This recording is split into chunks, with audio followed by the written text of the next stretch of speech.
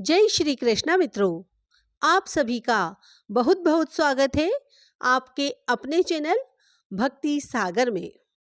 हम प्रतिदिन श्रावण महात्म्य का श्रवण कर रहे हैं। आज हम सुनेंगे श्रावण महात्म्य 5वां अध्याय। श्रावण मास में किए जाने वाले विभिन्न व्रतानुष्ठान और रविवार व्रत वर्णन में सुकर्मा द्विज की कथा। शिवजी बोले, हे सनत कुमार, करोड़ पार्थिव लिंगों के महात्म्य तथा पुण्य का वर्णन नहीं किया जा सकता। जब मात्र एक लिंग का महात्म्य नहीं कहा जा सकता तो फिर करोड़ों लिंगों के विषय में कहना ही क्या। मनुष्य को चाहिए कि करोड़ लिंग निर्माण असमर्थता में 1,00,000 लिंग बनाए या 1000 लिंग या 100 लिंग ही बनाए। यहाँ तक कि एक लिंग बनाने से भी मेरी सन्निधि मिल जाती है। षडाक्षर मंत्र से 16 उपचारों के द्वारा भक्तिपूर्ण मन से भगवान शिव की पूजा करनी चाहिए। ग्रह यज्ञ के साथ उद्यापन करना चाहिए। उसके बाद होम करना चाहिए और ब्राह्मणों को भोजन कराना चाहिए। हे सनत कुमार, इस अनुष्ठान को करने वाले की अकाल मृत्यु नहीं होगी। यह व्रत बांझपन को दूर करने वाला, सभी विपत्तियों का नाश करने वाला तथा सभी संपत्तियों की वृद्धि करने वाला है। मृत्यु के पश्चात वह मनुष्य कल्प पर्यंत मेरे समीप कैलाशवास करता है। जो मनुष्य श्रावण मास में पंचामृत से शिवजी का अभिषेक करता है एवं सदा पंचामृत का पान करने वाला, गोधन से संपन्न, अत्यंत मधुर भाषण करने वाला तथा त्रिपुर के शत्रु भगवान शिव को प्रिय होता है।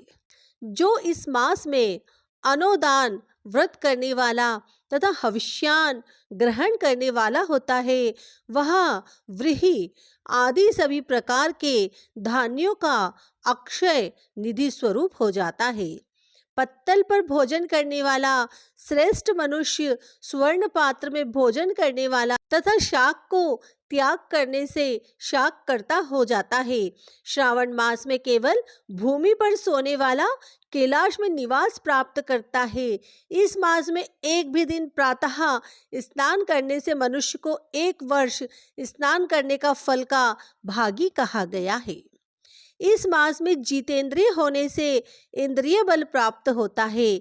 इस मास में स्फटिक, पाषाण, मृत्तिका, मरकतमणि, पिष्ट, धातु, चंदन, नवनीत आदि से निर्मित अथवा अन्य किसी भी शिवलिंग में, साथ ही किसी स्वयं आविर्भूत ना हुए लिंग में श्रेष्ठ पूजा करने वाला मनुष्य सैकड़ों ब्रह्म हत्या को भस्म कर डालता है।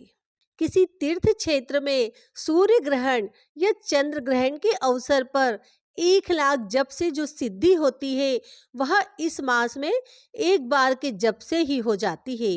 अन्य समय में जो 1000 नमस्कार और प्रदक्षिणाएं की जाती है उनका जो फल होता है, वेद पारायण करने पर सभी वेद मंत्रों की पूर्ण रूप से सिद्धि हो जाती है।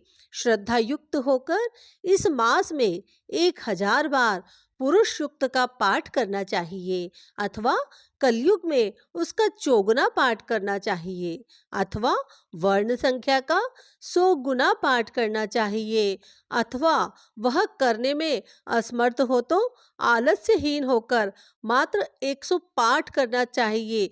ऐसा करने वाला मनुष्य ब्रह्म हत्या आदि पापों से मुक्त हो जाता है, इसमें कोई संदेह नहीं है। गुरु पत्नी के साथ संसर्ग जन्य पाप के लिए यही महान प्रायश्चित है। इसके समान पुण्यप्रद, पवित्र और पापनाशक कुछ भी नहीं है। पुरुष सूक्त के जप के बिना इस मास में एक भी दिन व्यतीत नहीं करना चाहिए। जो मनुष्य इस फल को अर्थवाद कहता है वह नरकगामी होता है। इस महीने में समिधा, चारू, तिल और घृत से ग्रह यज्ञ होम करना चाहिए। शिव के रूपों का भली भांति ध्यान आदि करके धूप, गंध, पुष्प, नैवेद्य आदि से पूजन करना चाहिए और अपने सामर्थ्य के अनुसार कोटि होम, लक्ष होम अथवा 10 सहस्त्र होम करना चाहिए। व्याहुतियों: ओम भू, ओम भुवः, ओम स्वः के साथ तिलों के द्वारा भी यह गृह यज्ञ नामक होम किया जाता है। हे सनत कुमार, इसके बाद अब मैं वारों के व्रतों का वर्णन करूंगा, आप सुनिए। हे अनघ्य, उनमें सर्वप्रथम मैं आपको रविवार का व्रत बताऊंगा। इस संबंध में लोग एक प्राचीन इतिहास को कहते हैं। प्रतिष्ठानपुर में सुकर्मा नामक एक द्विज था।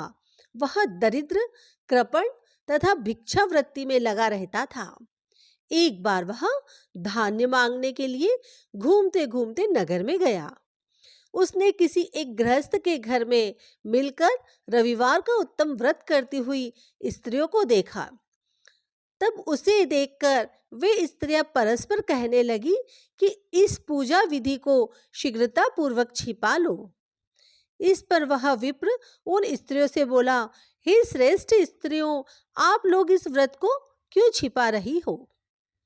समान चित्त वाले सज्जन के लिए परमार्थ ही स्वार्थ है। मैं दरिद्र तथा दुखी हूँ। इस श्रेष्ठ व्रत को सुनकर मैं भी इसे करूँगा। अतः आप लोग इस व्रत का विधान व फल अवश्य बताएं। स्त्रियां बोली, हे द्विज, इस व्रत के करने में आप उन्माद तथा प्रमाद करेंगे अथवा भूल जाएंगे अथवा इसके प्रति अभक्ति या अनास्था करने लगेंगे। अतः आपको यह व्रत कैसे बताऊं? उनकी यह बात सुनकर उनमें जो एक प्रौढ़ा स्त्री थी, वह उस ब्राह्मण से व्रत तथा व्रत की विधि बताने लगी। हे ब्राह्मण, श्रावण मास के शुक्ल पक्ष की प्रथम रविवार को मौन होकर उठ करके शीतल जल से स्नान करे। इसके बाद अपना नित्य कर्म संपन्न करके पान के एक शुभ दल पर रक्त चंदन से सूर्य के समान पूर्ण गोलाकार 12 परिधियों वाला सुंदर मंडल बनाए। उस मंडल में रक्त चंदन से संध्या सहित सूर्य का पूजन करें। उसके बाद घुटनों के बल भूमि पर झुककर 12 मंडलों पर अलग अलग रक्त चंदन तथा जपा कुसुम से मिश्रित अर्घ्य श्रद्धा भक्ति पूर्वक सूर्य को विधिवत प्रदान करे और लाल अक्षत, जपा कुसुम तथा अन्य उपचारों से पूजन करे। उसके बाद मिश्री से युक्त नारिकेल के बीज का नैवेद्य अर्पित करके आदित्य मंत्रों में सूर्य की स्तुति करें और श्रेष्ठ 12 मंत्रों से 12 नमस्कार तथा प्रदक्षिणाएं करें। उसके बाद 6 तंतुओं से बनाए गए सूत्र में 6 ग्रंथियां बनाकर देवेश सूर्य को अर्पण करके उसे अपने गले में बांधे और पुनः 12 फलों से युक्त वायन ब्राह्मण को प्रदान करें। इस व्रत की विधि को किसी के सामने नहीं सुनाना चाहिए। हे विप्र, इस विधि से व्रत के किए जाने पर धनहीन व्यक्ति धन प्राप्त करता है, पुत्रहीन पुत्र प्राप्त करता है, कोढ़ी कोढ़ से मुक्त हो जाता है, बंधन में पड़ा व्यक्ति बंधन से छूट जाता है, रोगी व्यक्ति रोग से मुक्त हो जाता है। हे विपेंद्र, अधिक कहने से क्या प्रयोजन? साधक जिस जिस अभिष्ट की कामना करता है वह इस व्रत के प्रभाव से उसे मिल जाता है। इस प्रकार श्रावण के 4 रविवारों और कभी कभी 5 रविवारों में इस व्रत को करना चाहिए। इसके बाद व्रत की संपूर्णता के लिए उद्यापन करना चाहिए। हे विपेंद्र, आप भी इसी प्रकार करें, इससे आपकी सभी कामनाओं की सिद्धि हो जाएगी। उसके बाद उन पतिव्रताओं को नमस्कार करके वह ब्राह्मण अपने घर को आ गया। उसने जैसा सुना था उसी विधि से उस संपूर्ण व्रत को किया और अपनी दोनों पुत्रियों को भी वह विधि सुनाई। उस व्रत के सुनने मात्र से शिवजी के दर्शन से तथा उनके पूजन के प्रभाव से वे कन्याएं देवांगनाओं के सदृश हो गई। उसी समय से उस ब्राह्मण के घर में लक्ष्मी ने प्रवेश किया और वह अनेक उपायों तथा निमित्तों से धनवान हो गया। किसी दिन उस नगर के राजा ने ब्राह्मण के घर से होकर राजमार्ग से जाते समय खिड़की में खड़ी उन दोनों सुंदर तथा अनुपम कन्याओं को देख लिया। तीनों लोकों में कमल, चंद्रमा आदि जो भी सुंदर वस्तुएं हैं, उन्हें वे दोनों कन्याएं अपने शरीर के अवयवों से तिरस्कृत कर रही है। उन्हें देखकर राजा मोहित हो गए और क्षण भर के लिए वहीं खड़े हो गए। ब्राह्मण को शीघ्र बुलाकर उन्होंने दोनों कन्याओं को मांग लिया। तब उस ब्राह्मण ने भी हर्षित होकर दोनों कन्याएं राजा को प्रदान कर दी। उस राजा को पति रूप में प्राप्त करके वे कन्याएं भी प्रसन्न हो गई। वे स्वयं इस व्रत को करने लगी और पुत्र पौत्र आदि से संपन्न हो गई। हे मुने, महान ऐश्वर्य देने वाले इस व्रत को मैंने आपसे कह दिया है। हे विधिनंदन, जिस व्रत के श्रवण मात्र से मनुष्य सभी मनोरथों को प्राप्त कर लेता है, उसके अनुष्ठान करने के फल का वर्णन कैसे किया जाए। इस प्रकार श्री स्कंद पुराण के अंतर्गत ईश्वर सनत कुमार संवाद में श्रावण मास महात्म्य में प्रकीर्णक, नाना व्रत, रविवार व्रतादि कथन नामक 5वां अध्याय पूर्ण हुआ। श्रावण मास महात्म्य को नित्य सुनने के लिए आप हमारे साथ निरंतर बने रहिए। श्रावण मास महात्म्य का लाभ लीजिए। धन्यवाद।